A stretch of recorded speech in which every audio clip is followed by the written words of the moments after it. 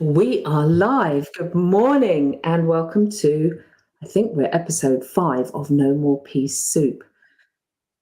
Today, I'm really delighted to welcome Nathaniel Dunn to the show. He does amazing work with men. So we're both in the same field.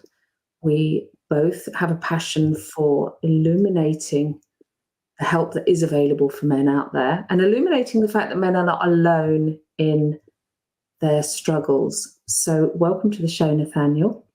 Thank you. Thanks for having me. You're very welcome, really very welcome. And I am really excited about today's show because you are doing such amazing work with men. And we will come to that a little bit later. What I'd really like you to do is just introduce kind of what you're doing in the world and how you got to make the change from the world you were living before, in the spirit of No More Peace Soup being a show about that moment when you realise you've been living someone else's life, a small life, a life that didn't fulfill you.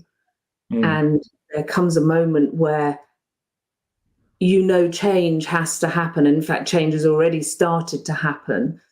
And you haven't quite got to the point where you know exactly what it is, or you've stepped into the giantness of what you're doing, and yet you know you can't go back.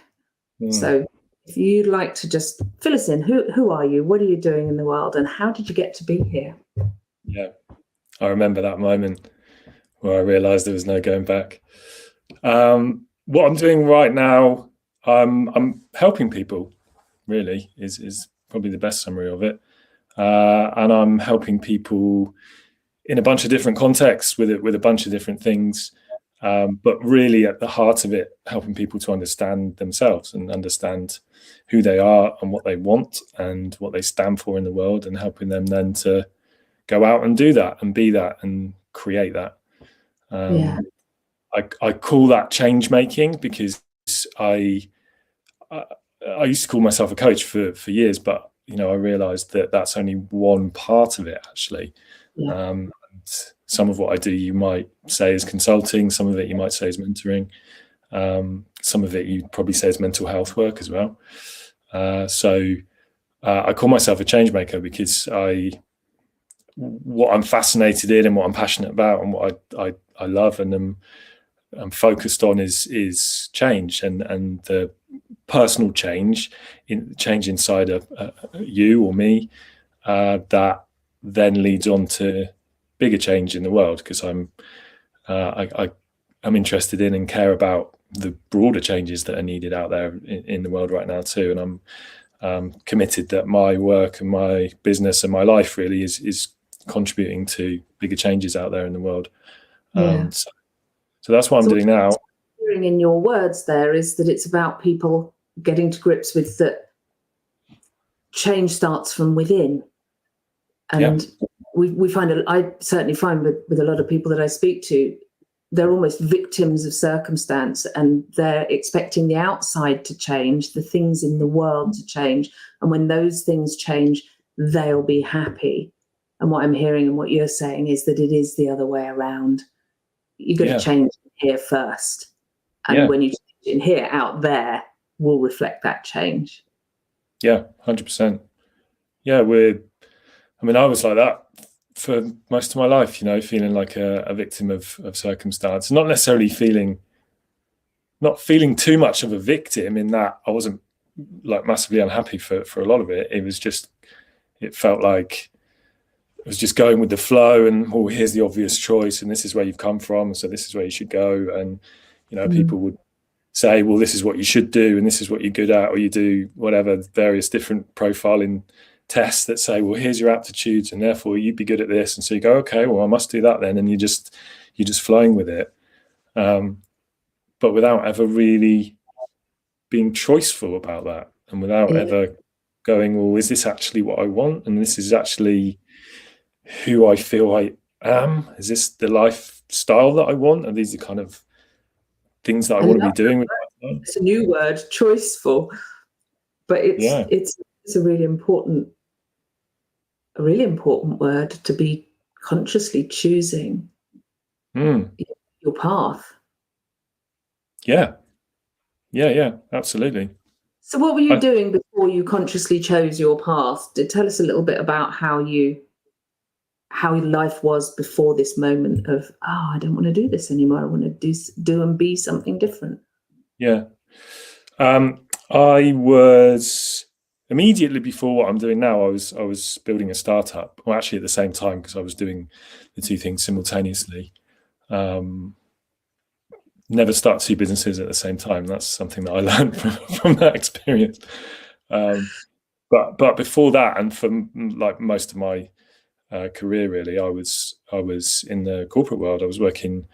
I did 11 years in the research industry. So I was working for big multinational research companies, working with huge, high-profile blue chip companies in the consumer goods industry. So food and grocery stuff, anything that goes through the supermarkets, basically, including doing some work with the supermarkets themselves.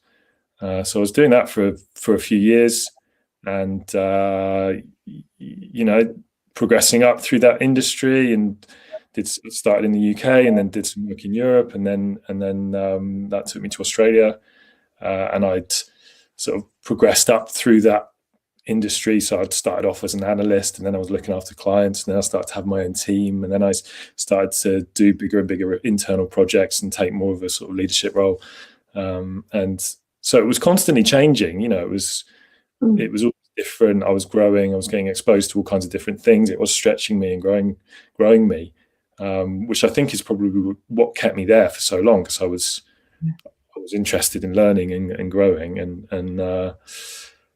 but yeah, just I reached a point relatively early, I think, at least probably 4 or 5 years into that, where I just realized this isn't what I want, and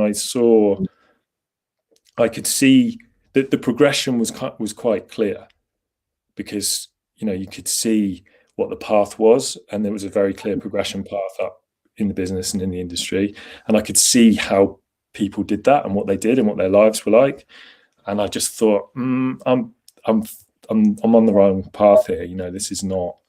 I don't want where this is taking me. And that was I was actually quite terrified by that, because I felt like I didn't have any other options at that time, and I felt like it was the only option that I could see. And it's like you're heading to this destination, and you really don't want to go to that destination, and that was actually really uncomfortable. If people getting echoing, and I don't know what to do. For me, I don't know. I'm getting echo. Is it my voice echoing or yours? No, mine. Headphones? Somebody who's watching, tell me if they can hear me echoing.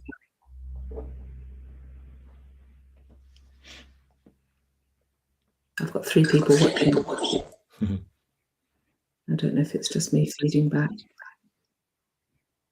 I'll put some headphones in. That might help.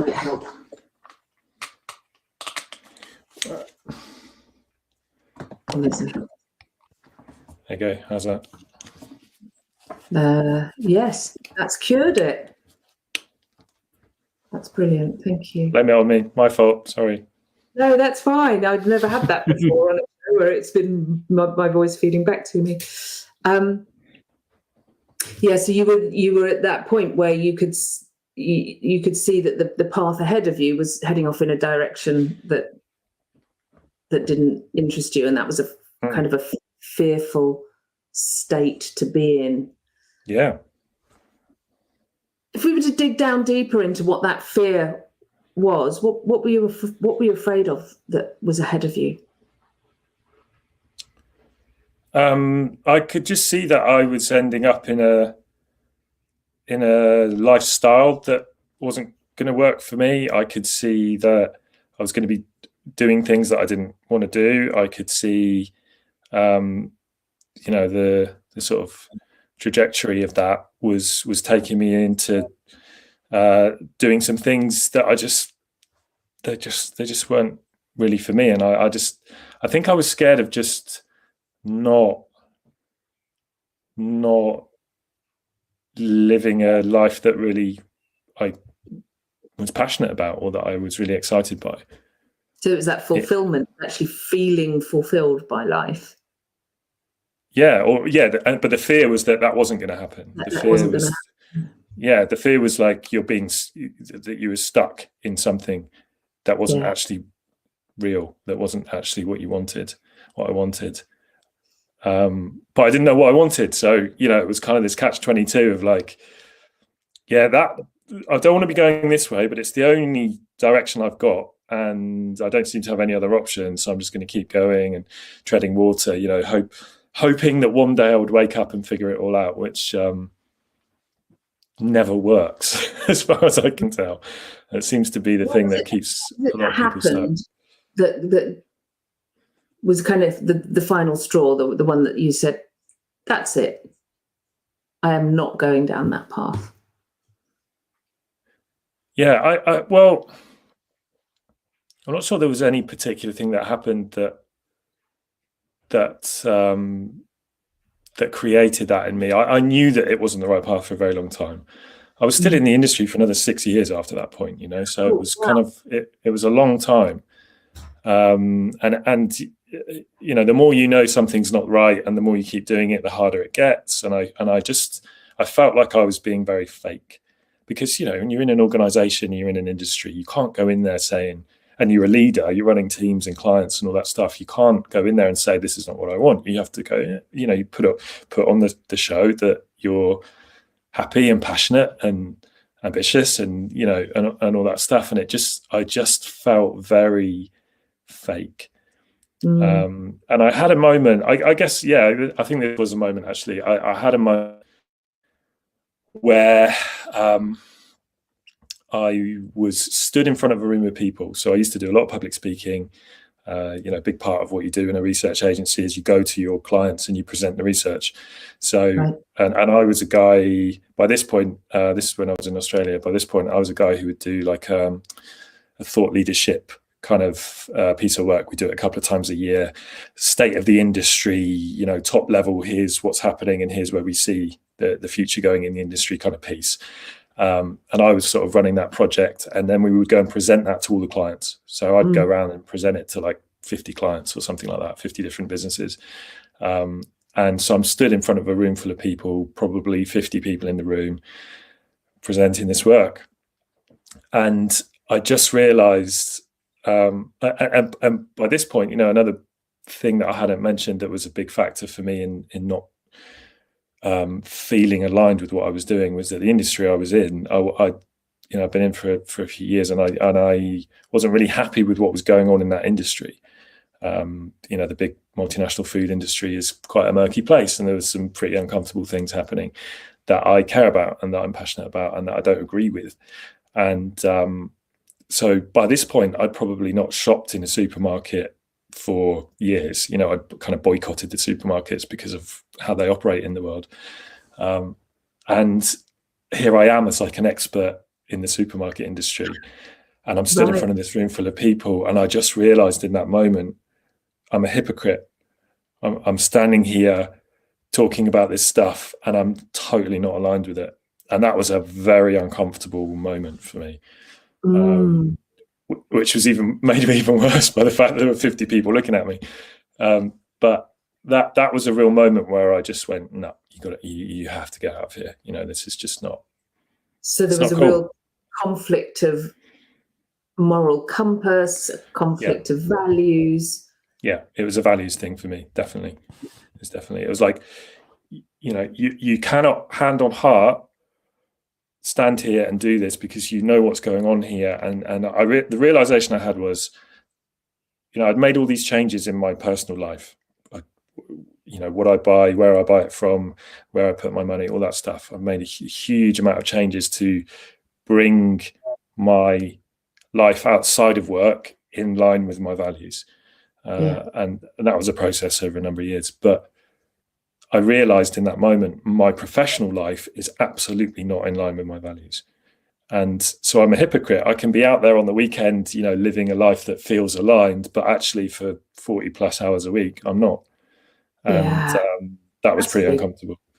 Yeah, that's a really big one. And as you were speaking, you reminded me of that moment in my corporate world many years ago. I worked in the hairdressing industry, and I was in a sales meeting, and we were relaunching a product, and it was a hair color product. And I'd asked, I needed to have a model to demonstrate the coverage of grey hair was different with this product. So we were. I need some of that.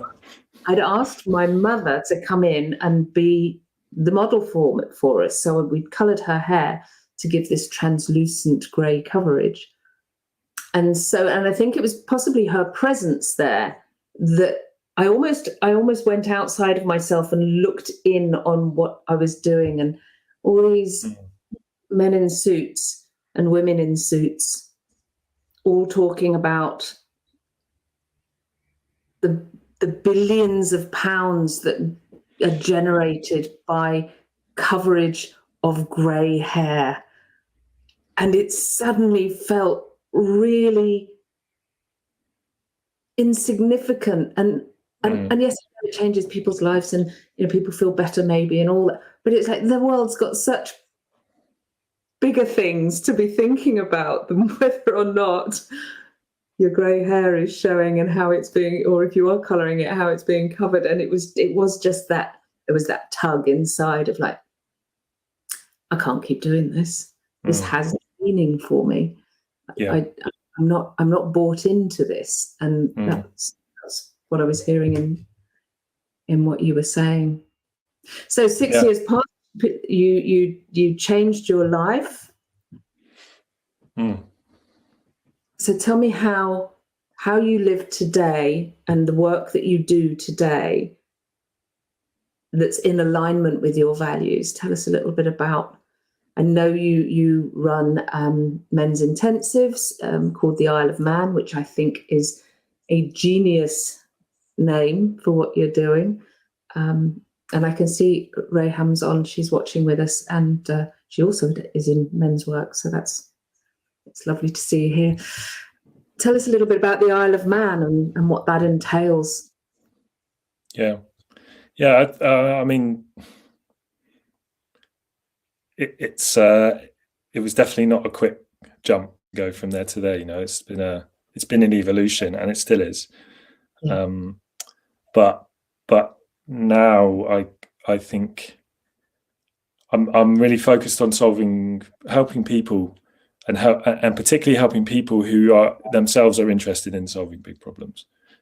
You know, that's what I'm really passionate about, and that's what really kind of lights me up, and that is in line with what I care about. And so that does feel very much like an aligned life, living in line with your values. And yeah, the men's work really came from that. It sort of emerged. It wasn't a conscious thing.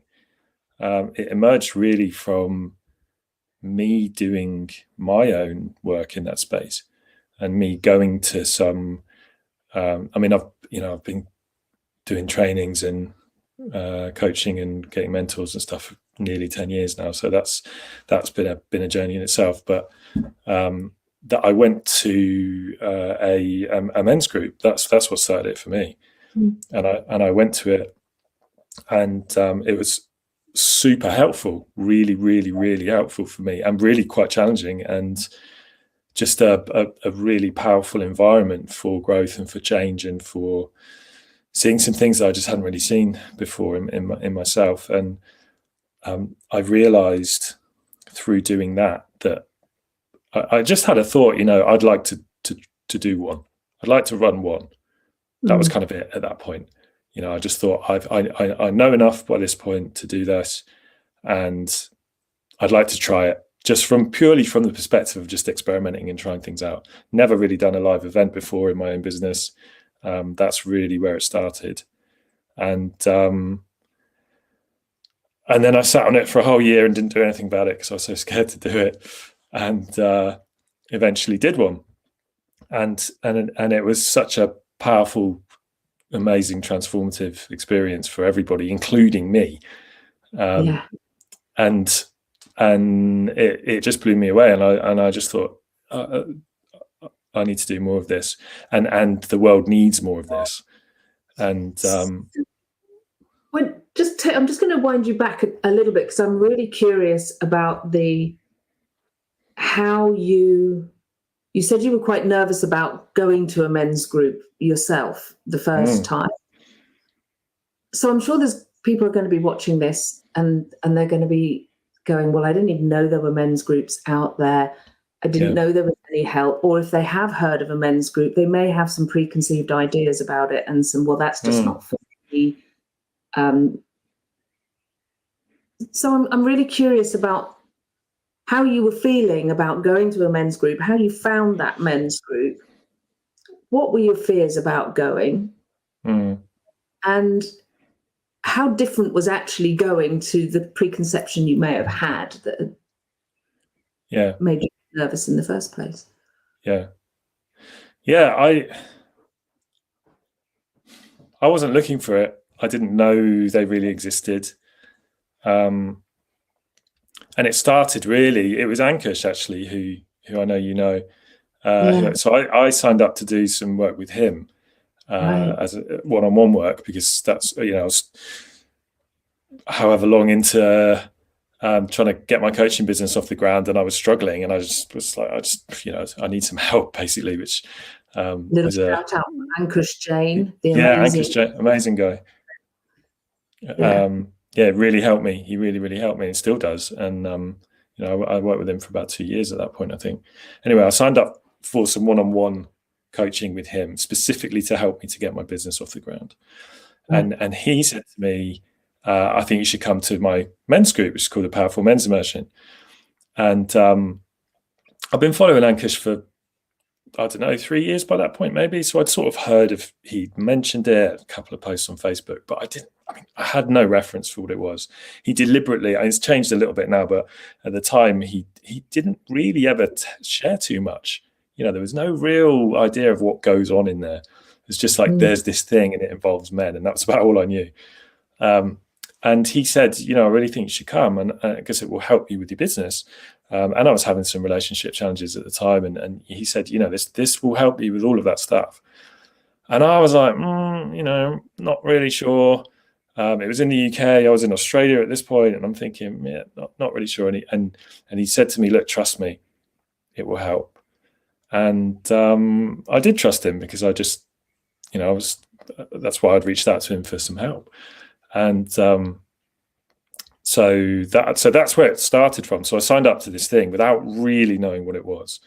And I knew it was going to be something to do with 3 principles, which is, sort of spiritual, psychological understanding. And that's about all I knew. And so I was and it was probably 6 months away when I booked it. So, I sort of booked it and then almost forgot about it, really. And I was doing the one-on-one work.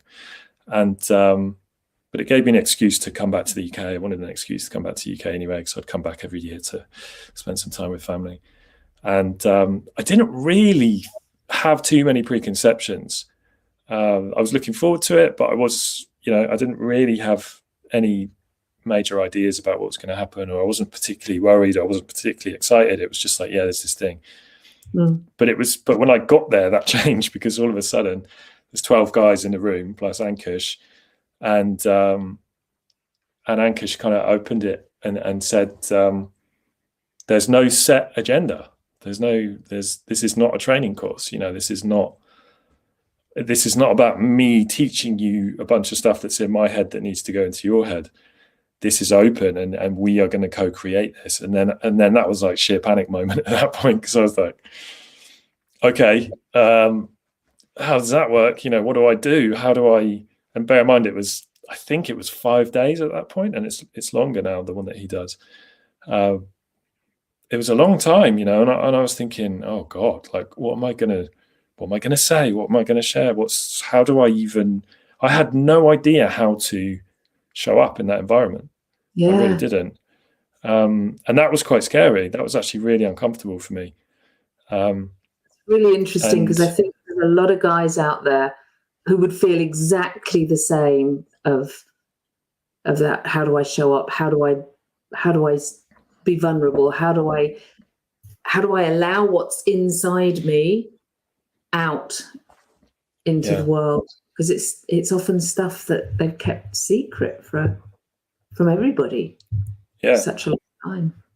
Yeah, I've talked to a lot of guys about this, and most people, you know, most men and women actually, because I talked to loads of women about their ideas about getting groups of men together, and most people think it's either, you know, a group of men together is either stag do kind of energy, you know, where there's like some sort of activity and it probably involves getting smashed, and it's kind of, you know, and it's probably sport or activity focused, like there's something to do and that's it, men being men kind of thing. A very masculine, competitive kind of energy. That's one end of it, and then the other end of it is like self-help group, you know, fight club style, where we're all going to sit and hold hands and cry together and moan about how hard life is. And both ends of those are quite uncomfortable for a lot of guys, you know. But both ends of those are, some, you know, some people obviously love both of those things or one of those things, but for a lot of people it's like, oh, I'm not really sure I want either of those two things, you know. And it wasn't that, you know, it really wasn't that. There was an explicit kind of instruction at the start that we are coming in as equals, that we are not here to judge each other, that it's not a competition, that it doesn't matter who you are and what you've done, and, you know, all the various ways that we would normally compare ourselves against each other. That doesn't matter. We're just here to be. So in the Isle of Man, that the group that you now run, you have a partner in that as well, don't you? Yeah, I do it with a guy called Rob Lawrence. Yeah. So you and Rob put together a men's group. How often do you run them? Yeah, we're doing them a couple of times a year at the moment. A couple of times a year. Yeah. So tell me what that's like for guys to go into that space. Who are the guys that go?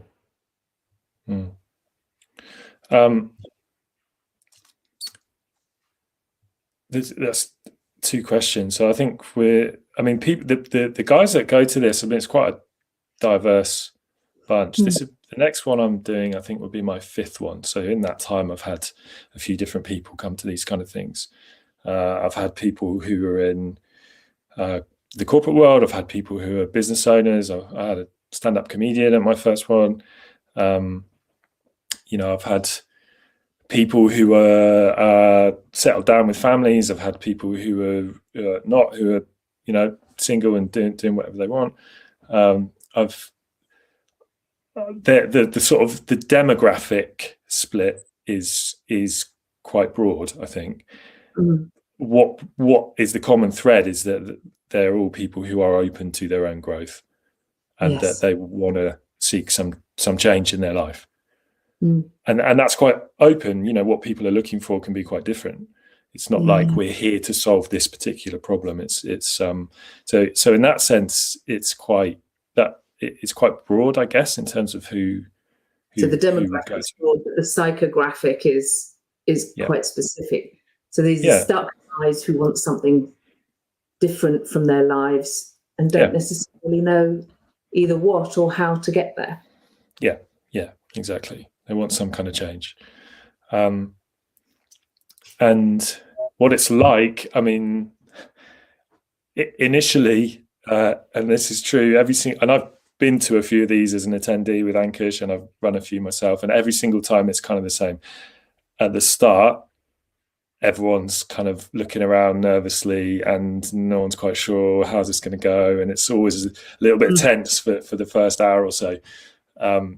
And every single time it very, very quickly changes, because the moment that everyone in the room realizes that it's safe and that it's okay to just be you, and that you don't have to try and be anyone or anything. You don't have to show up in a particular way. You don't have to put the mask on like most of us are doing most of the time.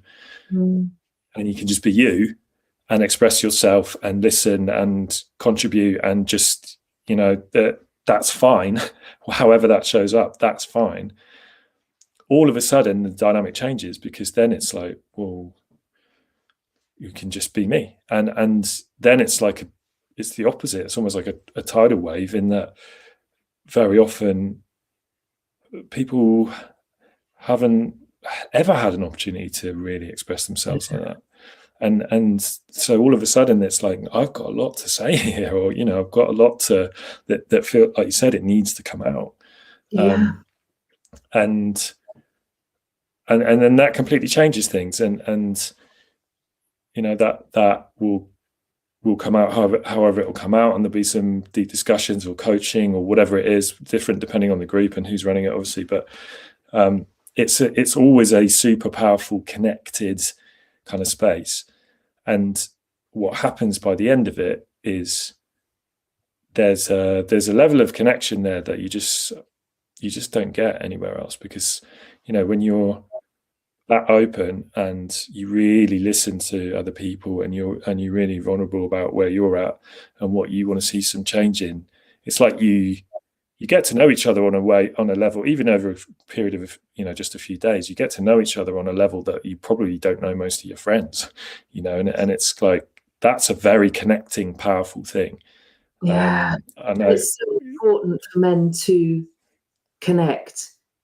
I know when I talk to my clients, it's one of the things that you often see when they're young, university kind of age. They you often get groups of guys together, really close friendships. They're sharing, and then as they get onto the career path and they create families, these relationships, it's not that they die, it's that they become distanced and seem to drift down the list of priorities. And so a lot of the guys I talk to, they've kind of reached their 40s-ish. And one of the questions I always ask is, do you go out with your mates? When was the last time you had a really good connection with one of your friends? And it's almost unanimous. I don't see my friends. I have a social life. My partner and I, my wife and I, go out with other couples, often around a common factor of children. But actually having guy time, men speaking to men and holding a very unique space for each other, seems to dwindle in life. And I think what you and what Ankush does is so important, to create a space where I'm almost got an image of the guys walking in all their armor, and then kind of like, all right, I can take all this off then, and hanging it all up, and just being themselves in that space. Yeah, that's a beautiful image. Yeah, it is. It's a really powerful thing. I think that's one of the biggest challenges we've got, in our culture anyway, in this sort of Western male culture, is that so many men don't feel that they can be themselves. They just don't. They feel they have to show up in a certain way. They have to, not show any weakness, for example, not ask for help. They have to be the strong brother and the good son and the leader at work and the great husband or partner or whatever, and the strong father and all this kind of stuff. And so they're playing all these roles and very often losing themselves in the process, because they're not actually connected to who they are and what they want, and they don't feel that they can express themselves usually, even to the people that are closest to them, because then it's like they're letting the guard down, and you can't do that because you're a man. You've got to keep your guard up, and it's, I think that taking the armor off is such a big thing. Yeah, and it seems that a lot of guys almost collect the badges of honor, the good job, the great salary, the big house, the nice car in the drive, all of those things. And they collect all those. And I think there's often a point where it's like, well, I've done all that. I've got that.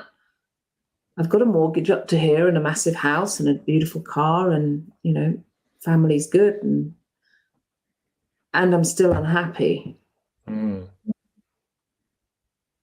that point can be quite messy. Yeah. Like, I've seen that plenty of times.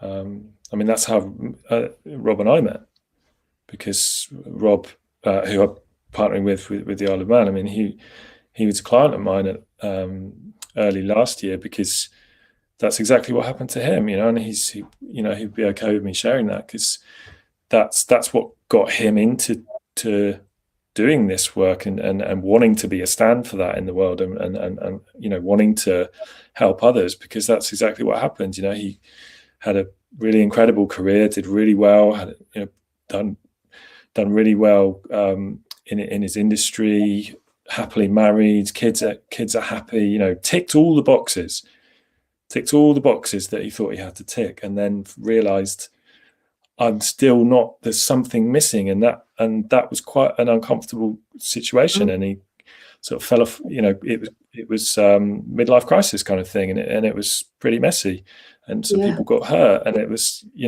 was I've seen that plenty of times. There's a real pattern there. I've seen a number of clients now where that kind of thing has happened.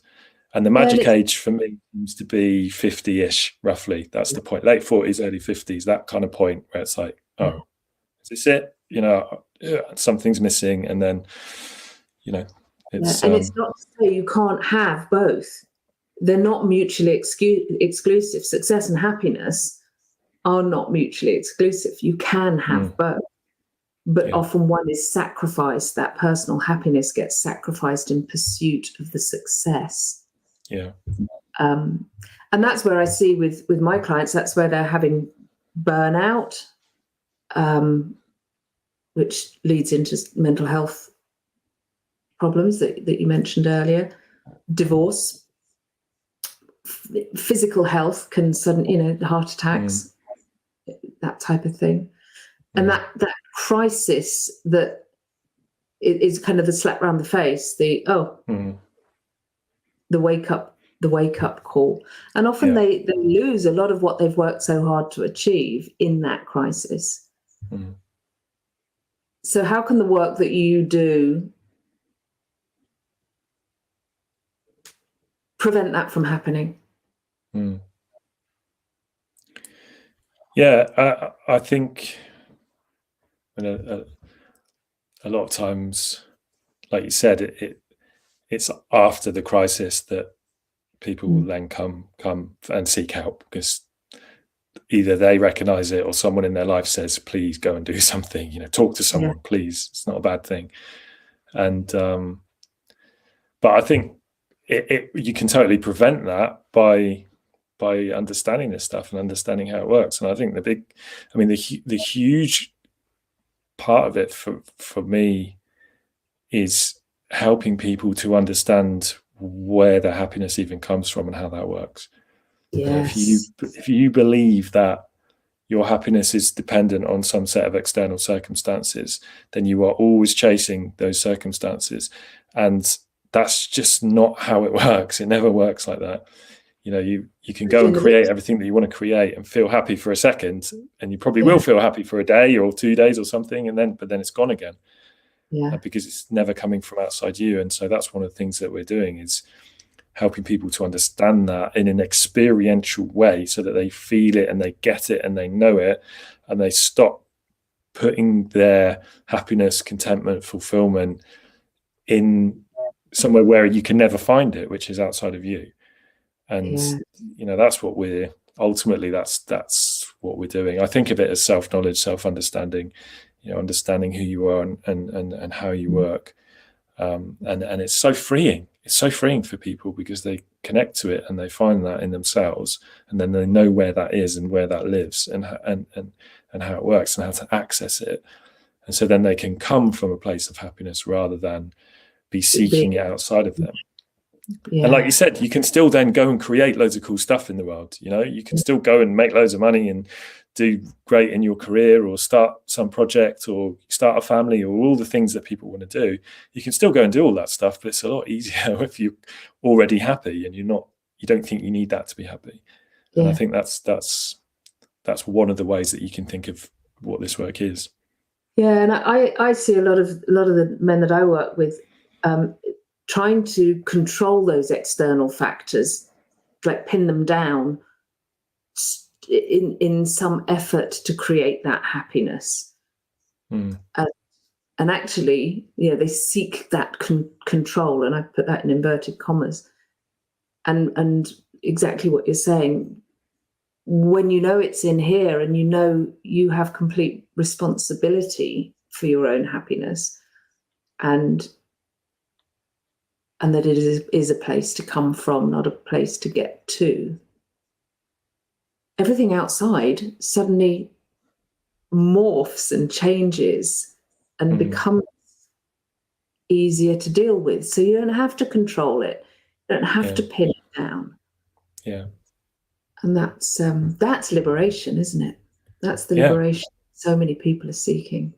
Yeah, it is. Yeah, when you're trying to control circumstance, or you're trying to control your reactions to that, there's sort of inbuilt pressure and expectation, and you're actually doing the opposite in a lot of cases, because you're creating all of these uncomfortable emotions. You're creating all these feelings that actually are kind of the opposite of what you're looking for in the first place, and that's just really not helpful. No. And that's what gets in the way of just being happy and having great relationships, and being who you want to be and doing what you're going to do. So how can guys get in touch with you if they're interested to do an Isle of Man intensive? Is that what you call it, an intensive? Yeah, it is. We've actually got a website for the Isle of Man, it is just the Isle of Man, all one word, .org. That's the website for that event. And you can contact me through there, or you can just go on my website, which is just my name, so nathanialdunn.co.uk or .com.au. I've still got the Aussie domains as well. And that, what does it involve? They how many days is it? What do they have to do? Is there any prep, or where have they got to go? Yeah. I'm not giving away too many secrets, but no. It's a 5-day thing, live event. The location is about an hour north of London. It's in a beautiful house in some woods. So it's very private, very secluded. And the whole idea is, we remove all distractions. We take you out of your normal day-to-day life, turn your phone off, leave it off for 5 days, no work. We even turn the Wi-Fi off. It's like you're just going to come and just be in this quiet, open space. And we have various activities that we do there. There's one-to-one stuff, there's group work, there's we do some various different practices. We're starting to bring in things like breath work, and we've got cold immersion and things like that are just various different ways for people to access different states of mind that we can then explore.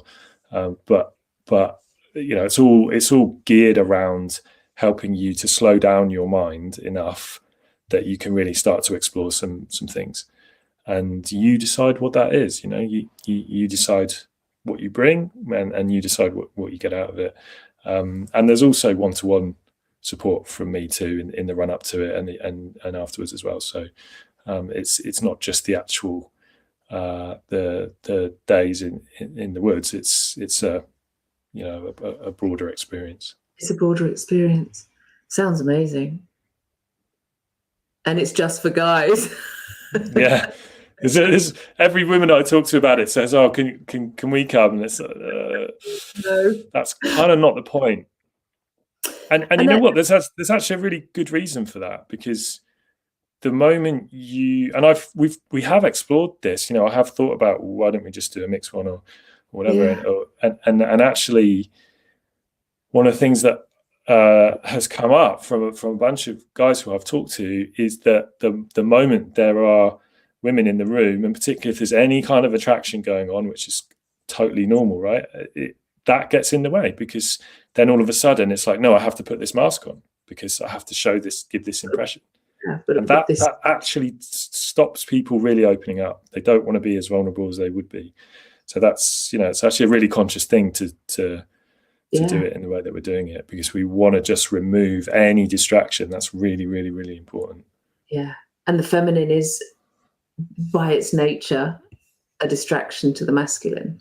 Yeah, we can't help it. It's just nature. how it is. Yeah. And a good thing that it is.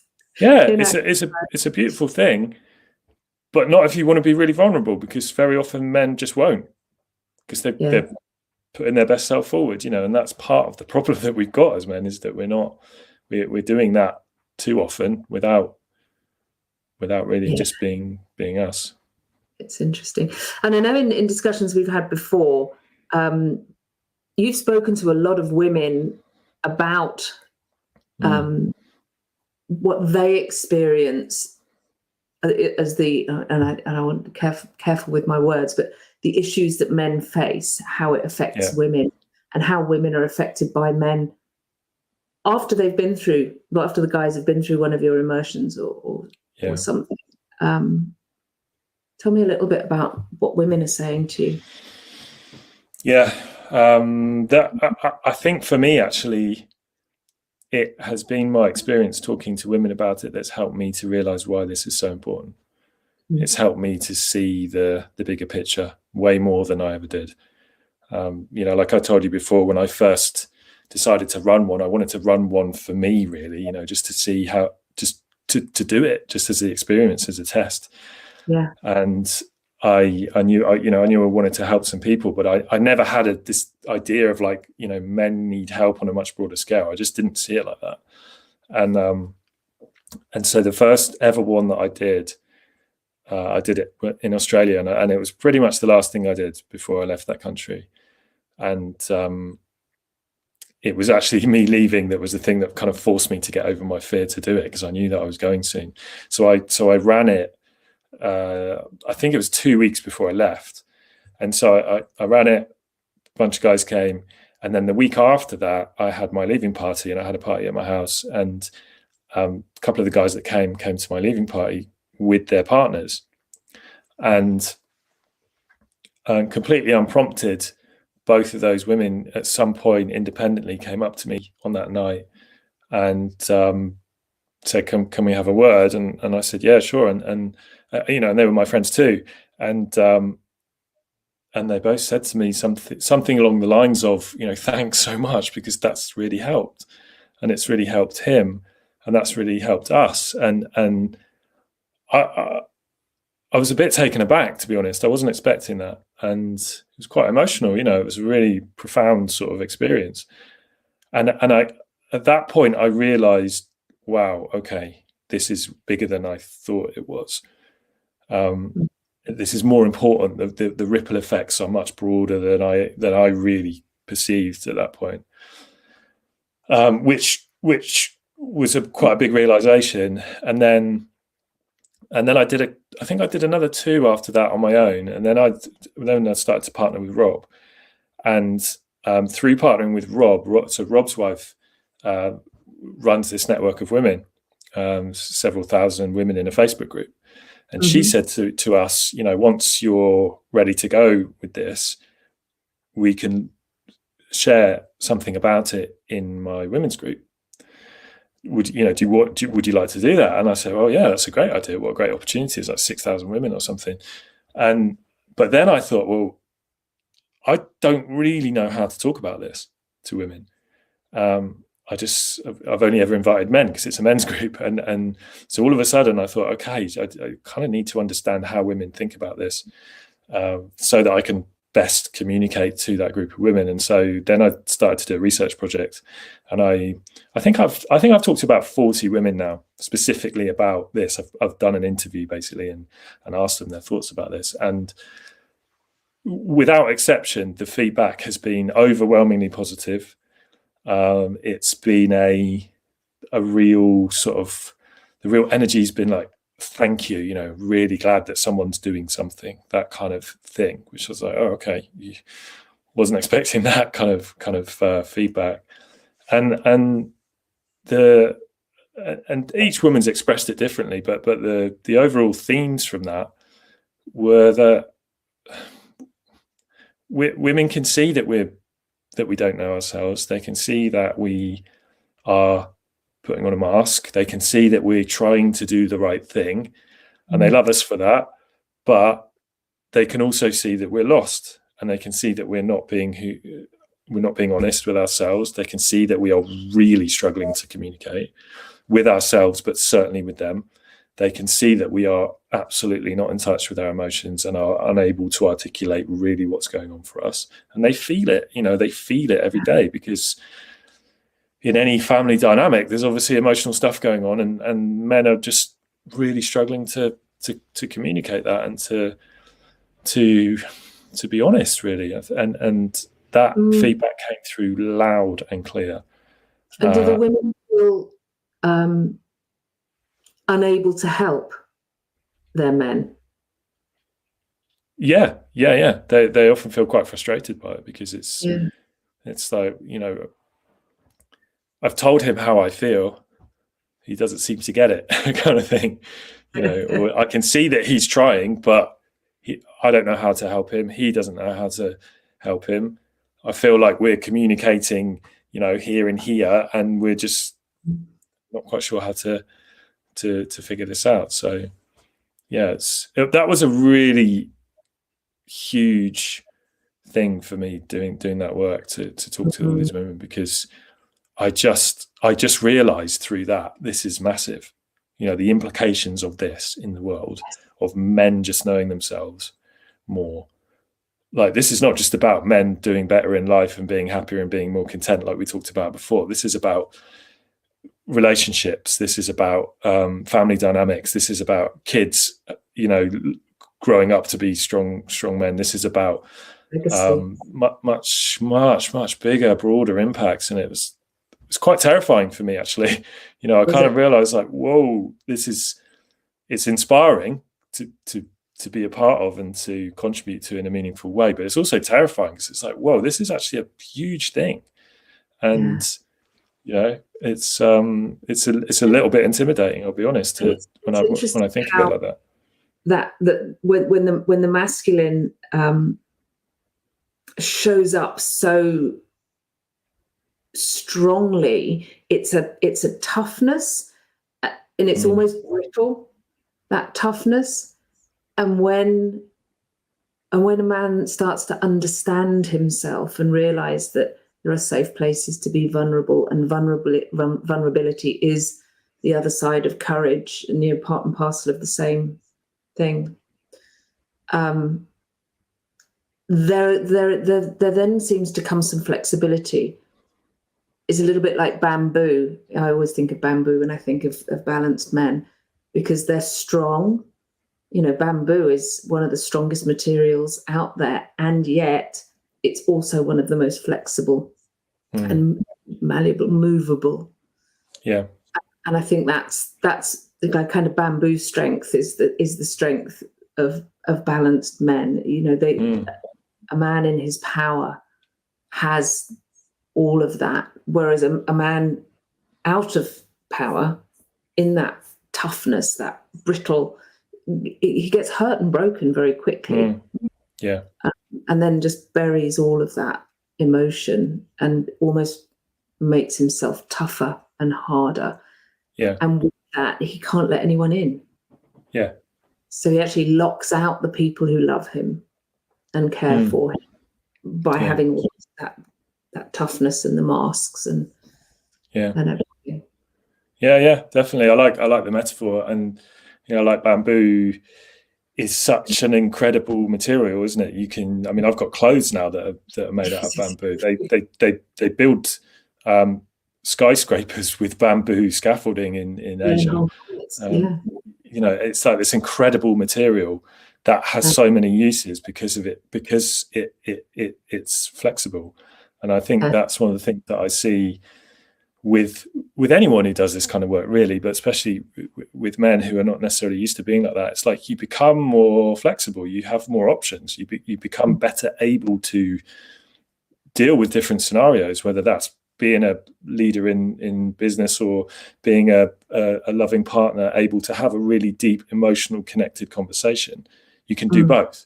It's not like it's one or the other. It's not, oh, you're soft or you're hard. It's like, you can be both depending on the context. And I see that's a really, anyone who knows themselves more deeply has more options in their world, because you are better able to deal with different circumstances. And as far as I can tell, that's for me anyway, that's the game I'm playing, just like I know you are. It's like life just gets bigger when you do that, when you focus on that. There's a lovely it's a Cherokee story, which I'm going to kind of paraphrase, but it's about the bird of humanity, and this story says that the bird of humanity has in the past been very masculine dominated, and so the wing of the masculine wing of the bird of humanity has done most of the heavy lifting. It's strong, it's well defined, it's big, and it's hefty, and the feminine wing hasn't had an opportunity to develop, so it's less strong, it's less powerful. And so the bird of humanity is kind of flying around in circles a little bit because of the imbalance between these. And actually the rising of the feminine and the strengthening of that is allowing this masculinity to harmonize and to balance. And when both of these, the masculine and the feminine, are balanced, the bird of humanity can soar. And I think that's a lovely image of, yes, women need to take up their rightful place in the world, not at the expense of men, but to allow men to be masculine in their balance as well as the feminine in their balance. Yeah. And I think that's a beautiful image of how we can affect. We've talked before about your passion for the planet, and you were talking earlier about the value conflicts that you were experiencing and how you changed your life personally to have those values, but professionally there was still conflict there.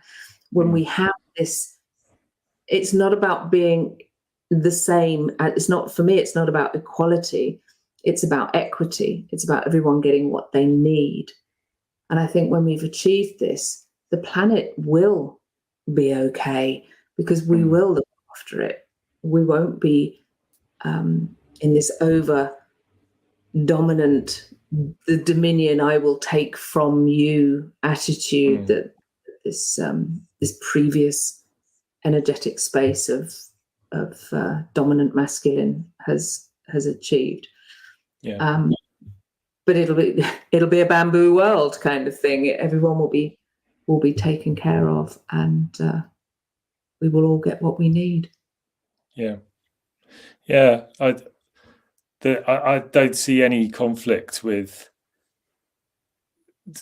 supporting men and a feminist idea. I don't see that at all. It's like we all need to rise together. We all need to break down the various different boundaries that exist in our world and work together more as just people, whether you're male, female, or you're different religions or cultures or whatever. You've got different belief systems, that's fine. But the part of what I see as the big problems in the world is that we do have so much conflict and division and us versus them kind of thinking. And that's absolutely true in the male female dynamic too.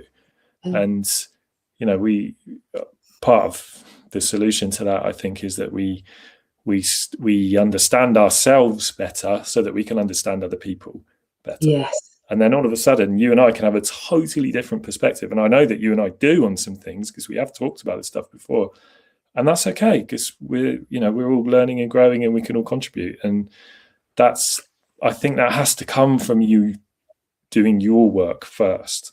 Yes. And the more you understand you, the more you understand that someone else has their version of it. And it's a lot easier to have compassion for someone else and to accept someone else's view and perspective and way of communicating when you know yourself enough that doesn't impact you, or it doesn't affect you, or it doesn't upset you or offend you as easily. It comes from the self-work.